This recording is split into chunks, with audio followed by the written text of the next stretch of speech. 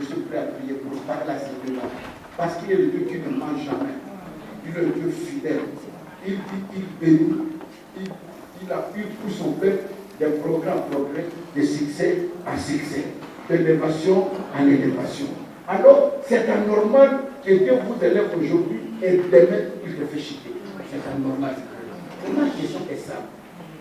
Parmi tous ceux qui avaient une société, combien de gens qui payent la dîme seulement de leur société, pour que moi je puisse dire à Dieu, Seigneur, quand tu as dit celui qui paiera sa dîme, pourquoi tu ouvras les études de ceux pour lui? Les gens n'ont payé leur dîme de société. Pourquoi ils sont en train de fermer? Dis-moi comment pour que je puisse prier. Papa, dis-moi. Rétablis ta relation avec Dieu en tout et partout. Rétablis ta relation de prière. Si tu ne priais pas, reviens à Dieu. Dis-lui, Seigneur, j'étais perdu. Personne ne te condamne. Vous savez, un jour, on est venu voir une femme en flagrance délit.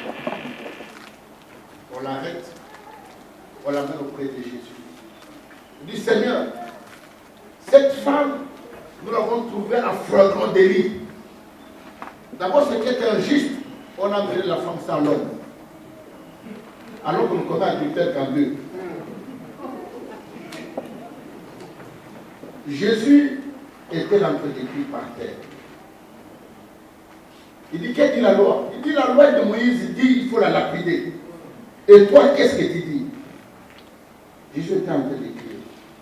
Quand il s'est levé, si un de vous n'a jamais commis un péché, qu'il prenne la pierre, qu'il jette sur lui. Jésus s'est retourné et écrit. Et quand il s'est soulevé, il le regardait, il n'avait personne.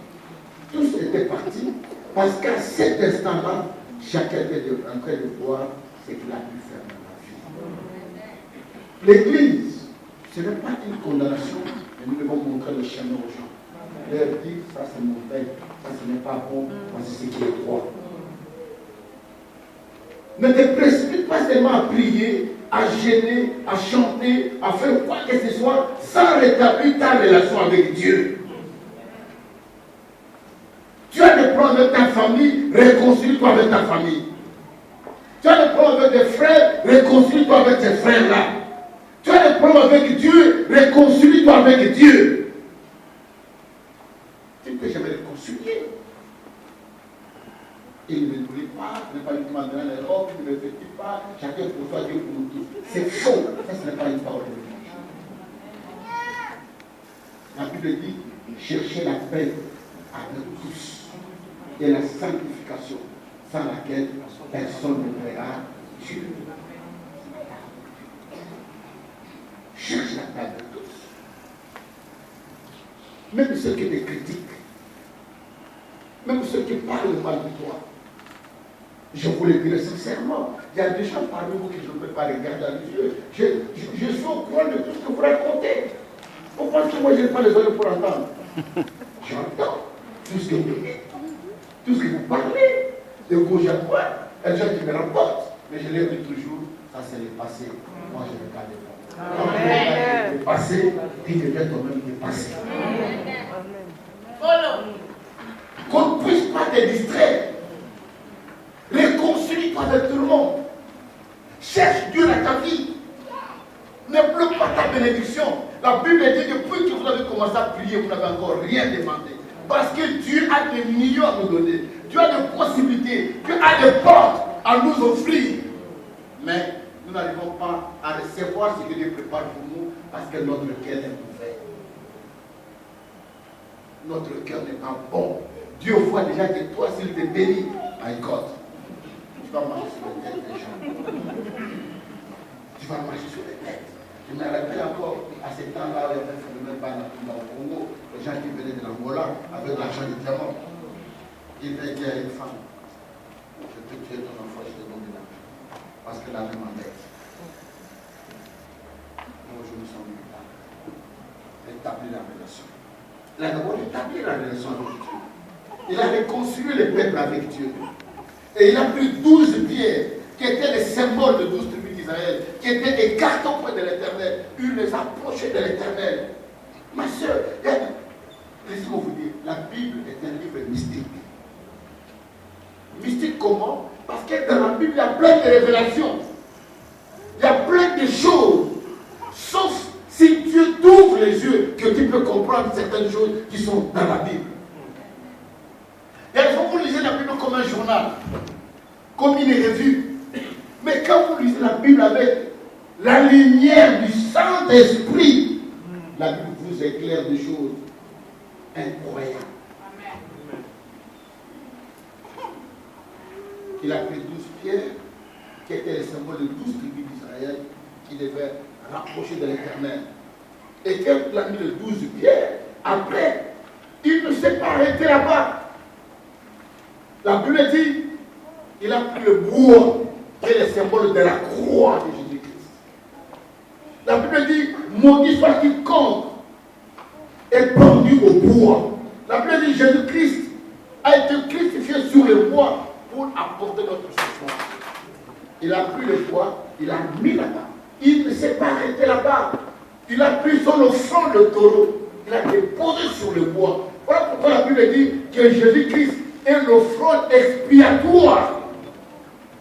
L'agneau expiatoire. L'agneau qui a ôté le péché du monde. Jésus de Nazareth. Amen. Il a placé sur le bois comme sacrifice. Dans la vie, on ne peut jamais réussir sans sacrifice. Personne ne peut aller loin sans sacrifier dans sa vie. Je vous dis des choses simples que vous connaissez. Je venais hier de l'Autriche. Il neigeait terriblement. Il faisait froid comme le 3. Mais les 3 tôt matin, je vois les gens pris les manteaux. Ils partent au travail. Un sacrifice comme celui-là.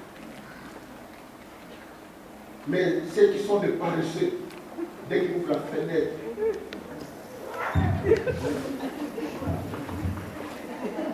ils dorment encore. Ils disent, ce fois, je ne peux pas aller. Parce qu'ils ne veulent pas payer un prix. Dans la vie, ceux qui ne payent pas le prix ne réussissent jamais. Tu ne risques rien, rien. Dans la vie, il est appelé de foi à prendre des risques. Tu as pris beaucoup de risques. Hier, tu t'es endormi, n'est-ce pas? Qui t'a dit qu'en dormant, tu vas te réveiller? Mais chaque jour, nous dormons. C'est le plus grand risque que nous prenons tous les jours. Alléluia. Amen. Nous prenons les avions. Qui te dit que tu vas arriver à destination? Hier, quand nous sommes montés dans l'avion, au moment où vous voulez décoller, il y avait l'aile gauche qui était déchirée. On a dit qu'on avait un retard de 2 heures. Il faut qu'on revienne, qu'on puisse fouiller, qu'on puisse réparer les détails. Dans ma vie, c'est que je n'aime pas la vie. Mais je n'aime pas les choix. Que j'ai dit à ces gens que je descends de toute façon. Mais malgré moi, je reste. Je suis venu malade, je n'ai pas tellement, j'étais tellement stressé. Alléluia. Amen. Pour te dire une chose, dans la vie, quand tu marches avec Dieu, il faut prendre des risques. Même dans les mariages, ce sont des risques que vous avez pris. Dieu est parti entrer dans une famille que tu ne connais pas. Tu t'es engagé avec une famille que tu ne connais pas. Tu ne connais pas les origines. Tu ne connais pas leur histoire. Mais tu t'es engagé avec un homme, une femme, que tu ne sais pas ce qu'elle est réellement. Tu t'es engagé dans ce que tu as pris. Mais avec Dieu, c'est le véritable risque. Quand tu t'engages avec Dieu, sans recul, à Dieu te pourra te dire, Seigneur, je marche avec toi. Amen. Dieu ne sera jamais déçu. Amen.